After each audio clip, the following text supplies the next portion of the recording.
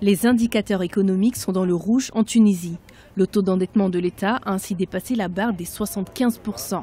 Le ministre du Développement, de l'Investissement et de la Coopération internationale, Fadel Abdelkafim, a par ailleurs annoncé que le budget de fonctionnement du gouvernement était également en hausse. Le budget de l'État tunisien a grimpé de 18,6 milliards de dinars en 2010 à 34,5 milliards de dinars actuellement, d'où l'aggravation du déficit budgétaire. Nous sommes dans une zone de risque et c'est maintenant qu'il faut se lever pour la Tunisie. Les organisations, les partis et la société civile doivent contribuer à la sortie de la crise économique. Le business model tunisien ne peut plus continuer comme ça. Une situation qui amène l'État tunisien, une fois de plus, à faire appel à des fonds internationaux. Dans le cadre d'un mémorandum d'entente avec l'Union européenne, la Tunisie a obtenu un accord de prêt de 500 millions d'euros.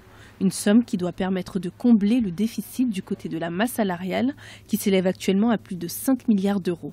Il faut d'abord comprendre que toute situation de non-croissance, de non-création de richesse nationale, de non-bénéfice des entreprises publiques est une situation qui se paye quelque part. La première chose à faire de la part du gouvernement est de mettre en place un budget de relance sérieux, crédible et finançable. Les aides internationales apportées à la Tunisie lui imposent également des contreparties, et notamment l'obligation de suivre un programme de réforme économique en accord avec le Fonds monétaire international qui lui a apporté en 2016 un soutien financier de 640 millions d'euros.